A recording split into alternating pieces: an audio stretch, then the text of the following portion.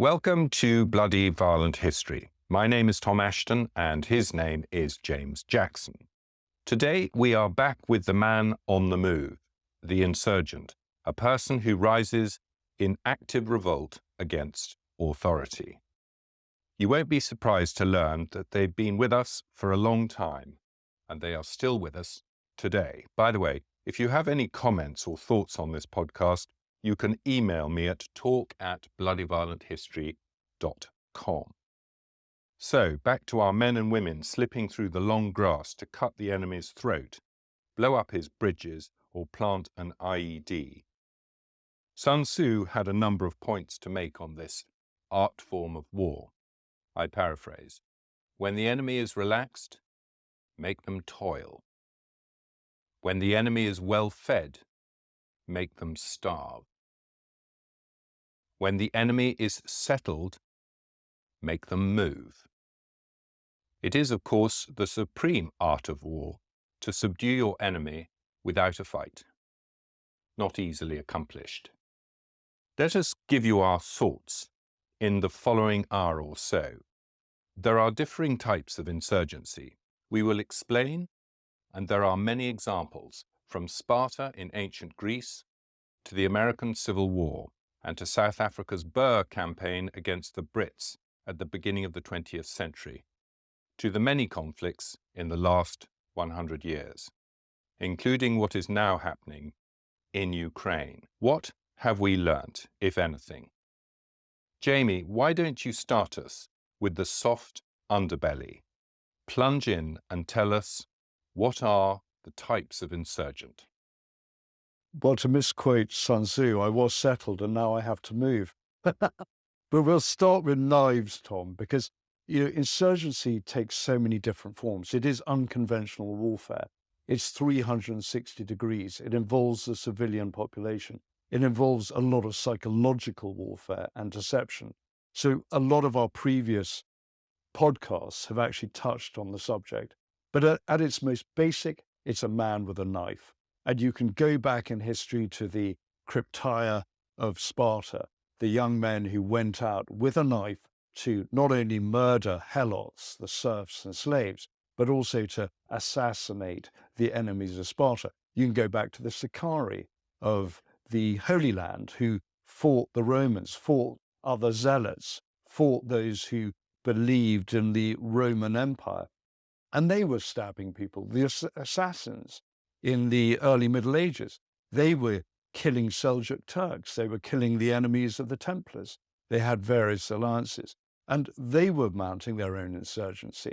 And then you get the Afghans, and in 1880, Brigadier General Henry Brooke, who we mentioned in other podcasts, he wrote in his diary, very exasperated when he took over the command of the Kandahar garrison, that young Afghans were slipping into Kandahar and stabbing British soldiers in the marketplaces and alleyways. So this has gone on throughout history. At least they were wearing clothes, unlike the cryptia who seemed to do it, run around with a knife and absolutely nothing on. Well, that might have been a Plutarch or Plato embellishment, but we don't know. It was showing. I think you'd be noticed. Maybe it was a distraction. So to get back to the types of insurgent, we've actually done quite a lot on this already in some of our episodes. We talked about it in Special Force, episode 24 of this podcast, Terrorist, episode 57, Mercenary, episode 46, and Camouflage, episode 44. That's right, Tom, because there are, as I said, so many different elements to these things. So often there is assassination. So often there's hostage taking. So often there's pushback by the regime that the insurgents are fighting. But in every level, it's a multi-dimensional and psychological war, not just a kinetic war. So this first type we could call proxy warfare. What is a proxy war?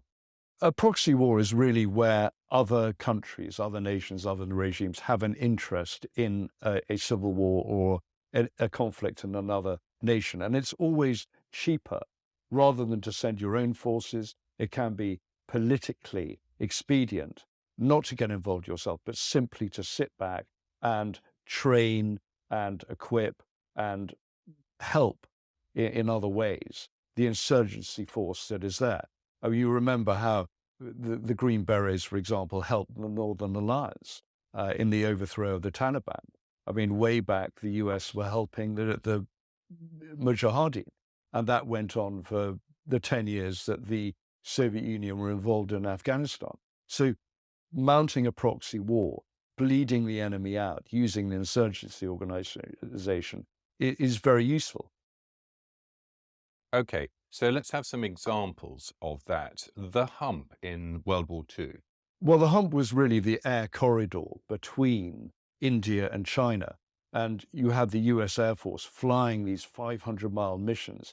They were extremely dangerous, very hazardous missions, long distance, over the eastern edge of the Himalayas, the uplift of the Himalayas, and supplying weapons, supplying advisors, and other sorts of aid to Chiang Kai-shek's nationalist army that were fighting the Chinese that had retreated and were fighting and giving aid to Chiang Kai-shek's forces, nationalist forces, that were fighting this ongoing guerrilla campaign against the Japanese who had invaded Manchuria and the rest of China. So it was a very useful campaign for the Americans. And this has, again, gone on through history. And the Chiang Kai-shek, he was the nationalist leader. They all ended up on what is now Taiwan. So in a way, history has continued in a constant thread to this day. Well, exactly. I mean, the insurgency gave them time to regroup, retreat, and end up in a different place. Another example, of course, in the middle of the First World War, when all eyes were on the Western, between Germany and the Allies, and of course the Russians as well, was the Easter Rising in Ireland in 1916. Of course. And this was another example. This was a European power, this time Germany, supporting those who wanted independence down in Dublin. And so there was the Easter Rising. It was put down quite quickly, and people were arrested, people were killed, but it was pretty bloody. And the Germans thought this is a brilliant opportunity to cause problems on Britain's flank. And so not only did they send Sir Roger Casement over on a U-boat, but they sent a trawler full of 20,000 Mauser rifles. And interestingly, a lot of those Mauser rifles were still being uncovered in the 1970s, were being used by the Republicans, being used by the IRA. So that technology, those rifles, not only were useful in Ireland, but were useful in the Boer War. The Germans were supplying them to the Boers who were fighting an insurgency against the Brits. So this kind of campaigning, this kind of conflict has always been around. And if we move to the Second World War, of course, after we'd had to run with our tails between our legs from Dunkirk, one of the things that Churchill sanctioned was the creation and use of the Special Operations Executive.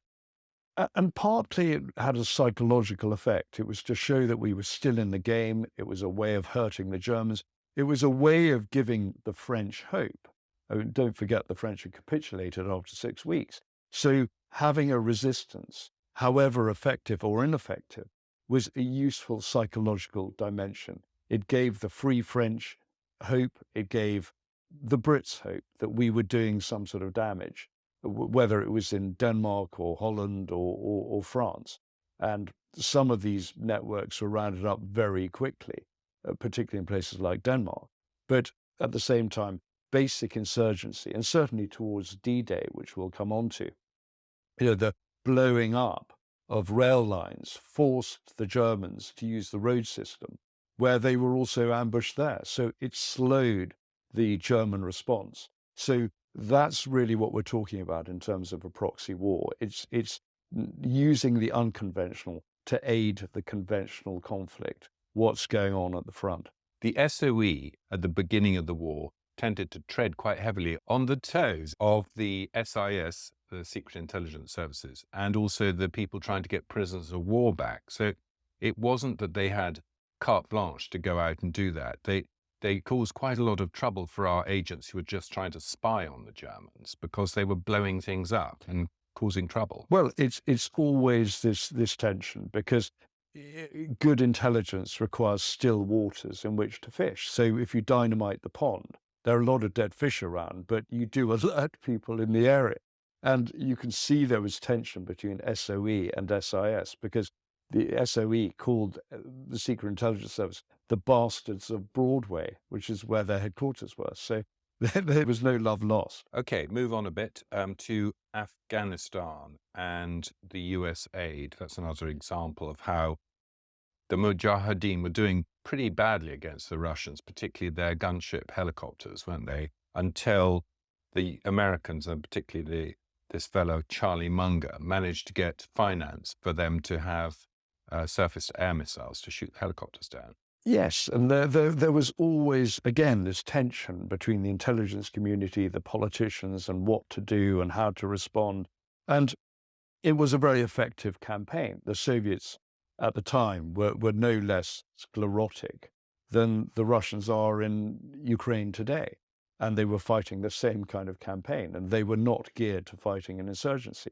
So you started getting the support of Mujahideen groups like Yunus Khalis or Abdul Haq or Ahmad Shah Massoud in the Panjshir Valley. And it was very successful. And it was a no-brainer, and it wasn't expensive. And this is one of the reasons that nations like insurgencies, because they don't have to expend a great deal of blood and treasure getting involved. And there's a degree of deniability. So you had Stinger missiles being provided much better than the British blowpipe missiles that were being provided. And you had anti-tank weapons, you had mines being supplied, you had training being supplied. And it was a very successful campaign. And by the end of it, the Russians had lost 15,000 killed, a great deal more wounded, had lost a lot of their helicopters.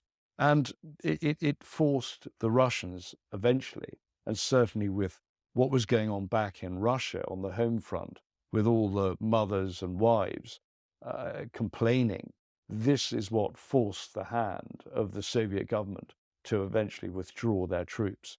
And it was a very successful insurgency.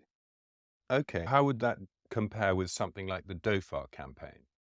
Well, the Dhofar was really a campaign that was supported by the Soviets and the Chinese. It was a different campaign. This was early 70s. And we mentioned this in our Special Forces podcast, but it was the communist rebels coming across the border to try and topple the Omani regime and eventually spread into Saudi Arabia. So the Gulf region could certainly have gone communist. And you look at the Yemen campaign in the 1960s, where, a few British mercenaries helped the insurgency there against the Egyptian forces. So there's this to and fro, this tug of war, and this constant rivalry. When you get global superpowers, when you get two different sort of opposing forces, they are going to use proxy wars. They're going to use insurgencies to try and get their way. And the Dhofar, the Yemeni rebels coming across into Oman, known as the Adu, were eventually defeated by the Sultan of Oman's forces and by the SAS sent by Britain. But it was a brilliant insurgency campaign. I mean, just as the Brits and the SAS had fought the insurgency in Malaya back in the 1950s, which is why the SAS was reconstituted and reformed and fought that campaign. And that was one that was supported by communist China. So all around the world, you have these insurgencies going on. And are proxy wars more likely to be fought today because the major powers, China, Russia, UK, America, whatever, we all have the nuclear deterrent. And so they don't want to fight each other directly because that would mean triggering certain articles in NATO and so on. So they have to fight proxy wars. That's true, but there was probably a lot more going on in the 60s and 70s, essentially because the Soviet Union still existed. I think the reach of Russia is less now. And yes, you get the Wagner group in Africa, but actually the number of civil wars, the number of really full-scale emergencies and insurgencies, the pushback in South Africa or in Rhodesia, for example, isn't there anymore. So you don't get the level, the scale of the insurgencies that you had during the Cold War. It's lessened dramatically. And insurgencies now tend to be part of a larger more generalized war, a part of a conventional war. As you see in Ukraine today, it's what's going on in the background. So the second type of insurgency activity is what we might call pushback, and that would be the response to invasion of a foreign power into a country which doesn't necessarily have the strength to resist in a traditional fashion with large armies of their own, and so they have to find other ways. Exactly. It's to do with absorbing the blow, taking the punch, and surviving and attacking the weaknesses of the enemy. And so often when it comes to a larger force invading, if you think about it, a large army requires logistics, requires support, whereas the insurgency, the partisans, are living off the land, living among their own people. So there's a complete mismatch in a way, but it's like judo. You're using the strength of the enemy to overbalance them, to push them over. And you can see this in insurgencies around the world. Take the American Revolutionary War, the American War of Independence. There you had smaller forces of the colonists, but they inflicted a great deal of damage and psychological damage on the English forces that were out there. So you look at the battles of Lexington and Concord, and all the way along, you have spy networks like the Culper Ring, based in New York, that George Washington and his fellows set up. You have the Minutemen, and they're called Minutemen because it only took a minute for them to saddle up and head off. These were brilliant insurgency tactics, and they've been used around the world, this idea that you basically snipe at the opposition. And whether it's British redcoats or Roman forces or Greek phalanxes, if you have insurgents, if you have people attacking their supply columns, attacking the railways later on, for example, in the Second World War when the Germans invaded Russia, you're always going for the weak spots. You're attacking their food, you're attacking their command posts. And this is what insurgents do. You're just wounding them. You're slowly bleeding them out. And so if we go all the way back to the mists of time, we've got the Spartans and the Greek conflict against the Persians, BC. And Leonidas, the Spartan king, he had some views on insurgency and how to utilize his forces. Well, we mentioned the Crypteia, and it's always said that Leonidas wanted to send a team to kill Xerxes in his tent. And there's no doubt that the Persians were being worn down by skirmishing and attacks. And this is what always happens. It's just wearing them down. And you hit them wherever you can and then disappear, just as Lawrence of Arabia did, T. Lawrence did during the First World War in Arabia, hitting the supply lines, blowing up the Turkish Hijab railways. So everywhere you go, it's this idea of being like a gas. It was taken up by Basil Littlehart, the military strategist and historian who came up with that idea of the indirect approach. You never confront the enemy because you'll come off worse. So you just circle them. You snipe at them, you take them out where you can. And yet that slightly goes against the grain of when you have two armies in conflict with each other, led by kings or queens, there's a sort of feeling that you shouldn't try and decapitate the leader. There's something slightly rude about it. You know, this sort of idea of going over to the other side and assassinating the other fella. It's a sort of, even though it would short circuit the whole thing, it's sort of not in the rules. Yes, but on the battlefield, I think if they're in theatre, then it's probably a bit easier to do that. I mean, it's a bit more acceptable. And you end up with an arrow in your eye. Well, exactly. And you look at how Ukrainian insurgents today are taking out the sort of Russian stooges in the occupied territories. And they will do it with car bombs. They will do it with bombs put at the front of the apartment blocks and things like that. Or they will snipe at them. And this, again, has been going on a long time. And by all accounts, they're still talking about the threat to President Zelensky from Russian assassins and special forces, even now. There's always going to be that. But ultimately, war probably does come down to, although the insurgents can wear them down, it can break the will to fight and cause a retreat. Often it does come down ultimately to conventional war. But the hope is that you've worn the other side down so much that they're in no position to fight. You can You know, push them over. yes, you look at the retreat of Napoleon's army, or you look at the retreat of the Germans, and you see that it's a combination of conventional forces and partisan forces that destroy them eventually. Or you're hoping that the winter ends up killing them, just as it ended up killing 500,000 French going in with Napoleon. So we've had proxy warfare, we've had pushback, and the third type of insurgency is revolution. Yes, and revolution has always been insurgency based, particularly during the Cold War. You see it throughout the sort of from Africa to Latin America to Asia. I mean, you saw with the Viet Cong during the Vietnam War. Viet Cong only needed about 5 to 10 tons of equipment a day going down the Ho Chi Minh Trail. You can fight an insurgency very effectively without having a lot of kit, just relying on local knowledge. And it's local knowledge, it's knowing the area, knowing your range that helps, that you have eyes and ears everywhere. And quite often it's when that insurgency tries to turn itself into a conventional force, a conventional attack. Well, on the Tet Offensive. Like the Tet Offensive in '68, that's when you get hit very hard. I mean, eventually you could say maybe it worked because it has a psychological impact and destroyed America's will to keep on going there. But it was a massive blow to both the North Vietnamese and the Viet Cong. There were huge, tens of thousands of casualties, and it wasn't a success.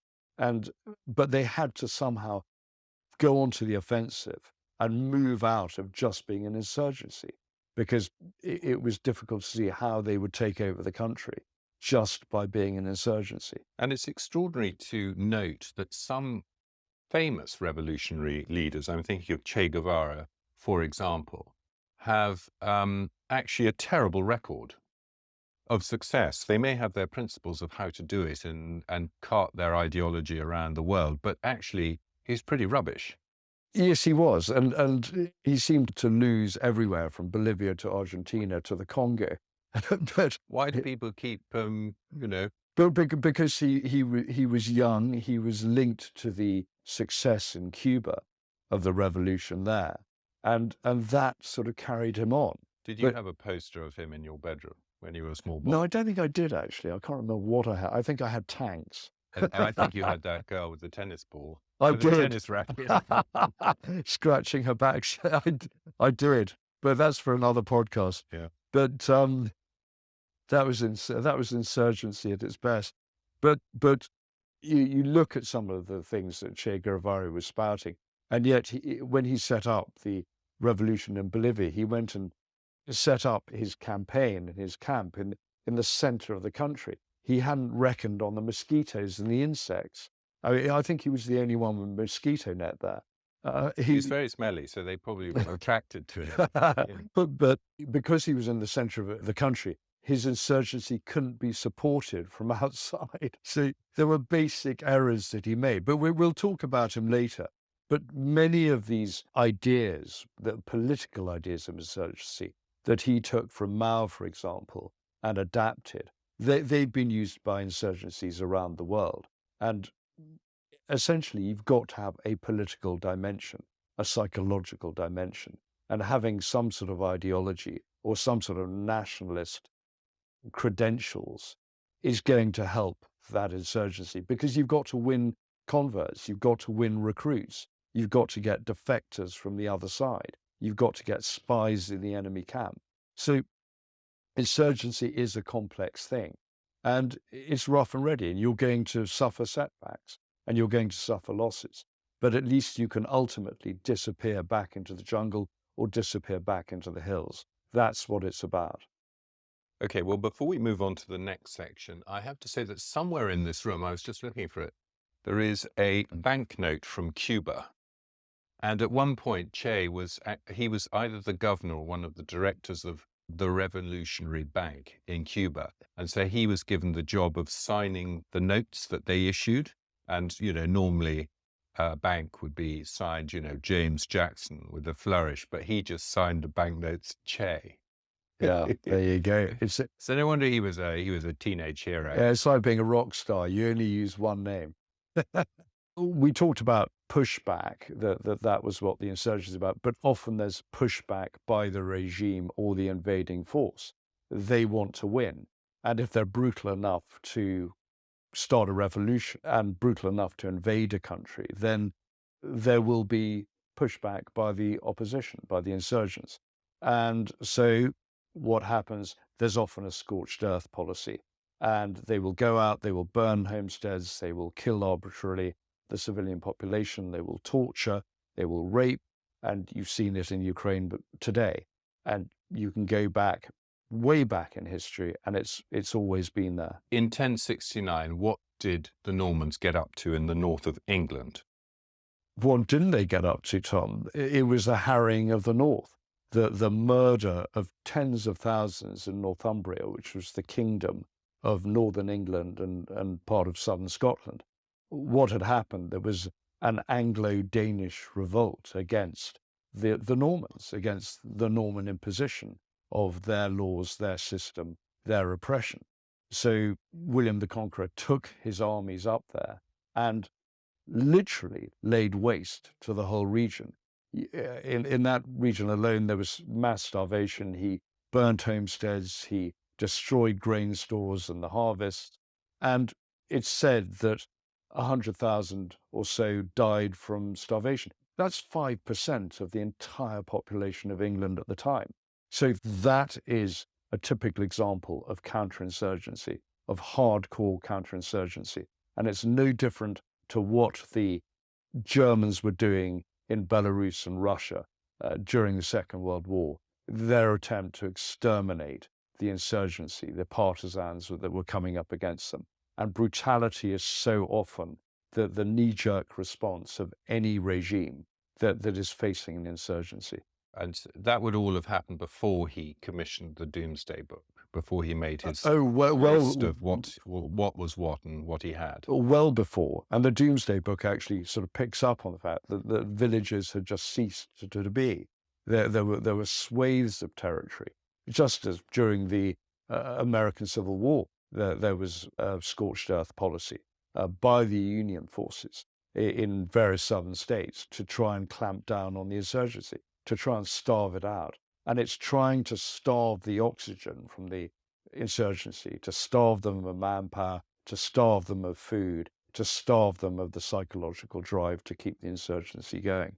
All right, let's jump forward to Second World War. And on the 9th of June, 1942, there was a massacre after the assassination of the number 2 SS man, Heydrich. That's right. Heydrich was Reich Protector of Bohemia and Moravia, and he was killed by Czech agents who had been trained by SOE back in Britain, and the Germans responded. And it's said that overall 1,500 to 2,000 people were killed, but in the town of Lidice, which was razed to the ground, there was mass extermination. There were 340 inhabitants killed.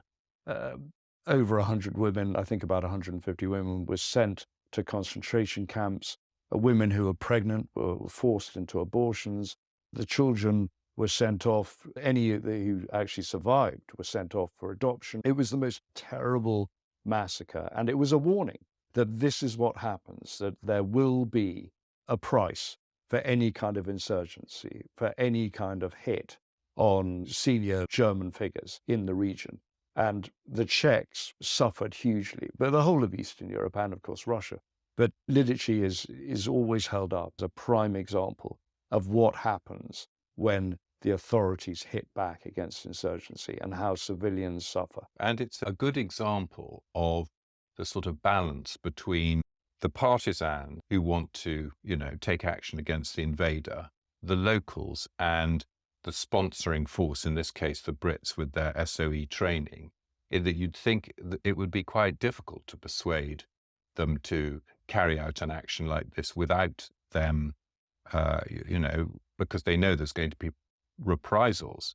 But often, actually, the locals, the partisans want to do this despite the fact that they know somebody is going to take it in the neck on their side. And it can go horribly wrong. I mean, if you parachute people in, you look at Operation Bullbasket towards the end of the war, when the SAS sent a team into France. As soon as you had a team in a forest, you started getting local resistance groups and partisans joining them. So they're noticed. What happens? The Germans send in a conventional force and wipe them out. And over 30 SAS guys were killed. And some of them were injected, given lethal injections in hospital. So there's always this pushback. There's always this problem of civilian casualties, of collateral damage. Jump forward 2 years and 1 day to the 10th of June 1944, and there's another example of SS cruelty, this time after D-Day, a few days after D-Day, and the SS. That's right. I mean, the Das Reich Division, the 2nd Waffen-SS Panzer Division, were heading up north. A lot of these army units, German army units, they couldn't go on the railways because, guess what? Insurgents, partisans, resistance had blown up the railways, or were sending target information back to Allied air forces who were then blowing up the trains. So the Das Reich Division was moving up towards Normandy and were harried along the way by insurgents, by the French resistance. And at Oradour-sur-Glane, they took revenge. They hanged the men and boys from lampposts. They pushed everyone else into barns. They set fire to the barns, threw grenades in. By the end of it, 643 were dead, and the village was razed to the ground. And that's what happens with counter-partisan sweeps. That's how the Nazis dealt with it. And it's a salutary lesson. And it's something that always has to be thought about by those outside who are trying to support the insurgency, or even by the insurgents within those communities, because you know that something bad is going to happen, that there will be examples made of entire towns, entire villages. And I think there was often concern, say in the Second World War from the Brit side, that this sort of thing was going to happen. I mean, as an example, the kidnapping of General Kruiper by Paddy Lee Fermor was something that led to reprisals. However, he got away, he was allowed to carry out that mission because the Cretians were very much in support of taking action against the Nazi occupiers, and they had a history of fighting, of insurgency, and being partisans and being up in the hills fighting whoever was trying to invade their country. And, you know, there was a massacre after this kidnapping, but they were basically in favor of it. And if you talk to them in a way today about the story, the British part of it has almost disappeared in terms of the story. It is very much a Cretan tale of what happened in the Second World War and what, you know, why they did it, and it was all to the glory of Crete. But the fact is, if you have hills to disappear to or a desert into which to vanish, it's so much easier to mount an insurgency, that sort of campaign, because at least both your insurgents and the civilian population can find some sort of shelter. It's much harder in places like Holland, for example, or Denmark, if you're trying to mount a resistance, to get away with it, to hide, because you know that your people are going to be found and they are going to be executed summarily and sent away. So it's far harder in countries where deportation and reprisal is easier. It's far harder for the insurgents to actually operate freely. You mentioned scorched earth a minute ago. This was something that the British used in southern Africa in the Boer War. They certainly tried to depopulate areas. Once the menfolk were away fighting and fighting with commandos, with their insurgency, and people like Jan Smuts, which we'll talk about, leading their commando raids. Yes, leading their raids against British positions. The British initially came up with a response, well, maybe we should deny the menfolk, the people who are fighting, the support of their homesteads. So there was a campaign to set fire to farms and herd women and children. And there were over 100,000 of them forced into 40 internment camps or concentration camps. And then because of a measles outbreak, because of dysentery, because those who were interred didn't know the basics of living in that sort of environment. Over 28,000 died in about a From year disease. from disease. And it caused a huge outcry in England. And that's where you started getting people and a huge number of women going out from England to help in those camps. And the camp system became civilianized rather than run by the military. And conditions got better.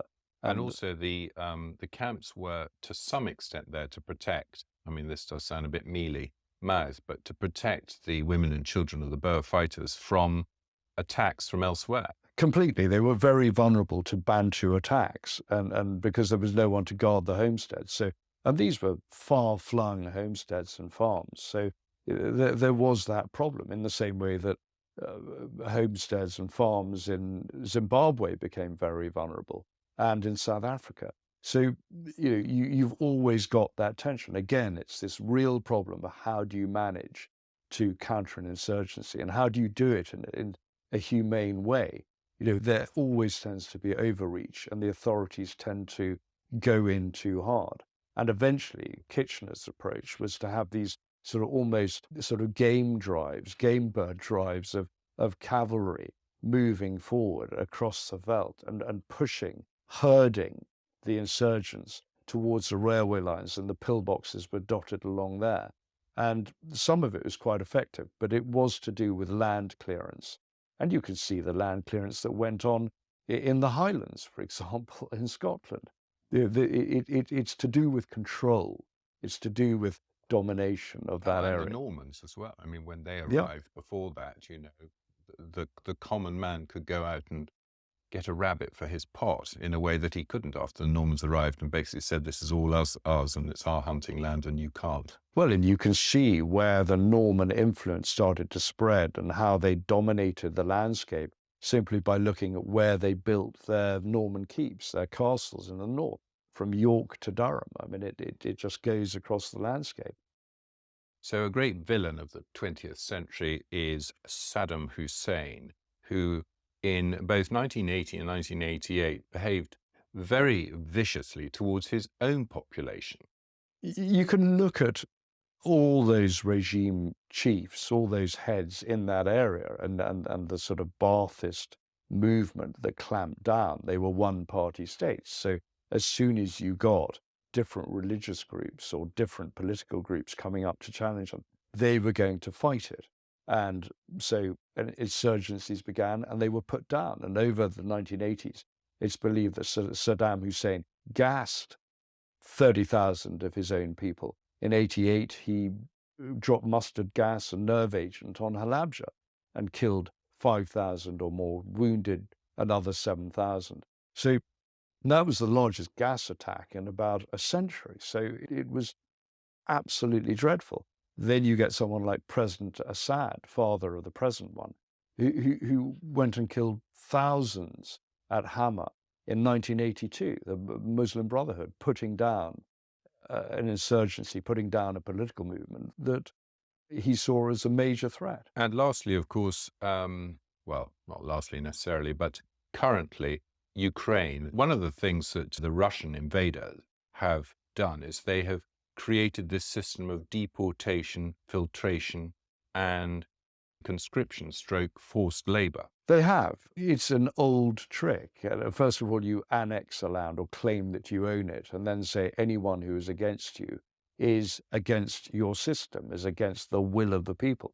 And it's been tried everywhere. But this is today's twist on it. And so you see the insurgency campaign, you see that anyone who doesn't buy into the Russian system is then deported. And they say it's for your safety, we're getting you to Crimea, or we're getting you back to Russia. And they've got some hostages. They've got hostages. It is a human shield, if you like, and it's something with which to negotiate. And it's part of this asymmetric warfare that we've talked about before, that whether it's Zaporizhzhia nuclear plant or whether it's using human shields, it's the perfect solution for the Russians. And they give their own soldiers roofs over their heads for the winter.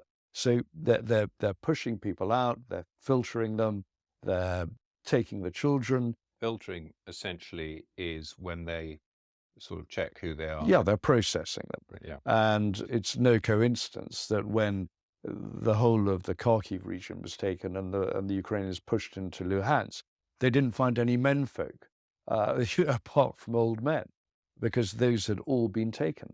Or they'd gone over to the Ukrainians. Or they'd gone to the Ukrainians, or they had been tortured and killed. And you can see by the torture chambers throughout the entire regions that have been liberated that Russia sees torture, sees the sort of beasting and brutality of the civilian population as absolutely normal, as just a conventional part of their war fighting. And so if you have a regime that thinks nothing of hitting civilian infrastructure with cruise missiles or drones, then you're going to have a regime that thinks nothing of brutalizing the civilian population under their own watch, under their own zones of control. There you have it, folks. An insurgent can make life very uncomfortable, even unbearable, for an invading army, and also for any government in office, but not entirely in power. Brutal acts occur on both sides. There are ways to defeat an insurgent, but if the people behind the insurgency have the determination and the right kind of support, they can often be successful in their aims. Thank you, Jamie. Thanks, Tom. So it goes. You have been listening to Bloody Violent History. Thank you and good luck.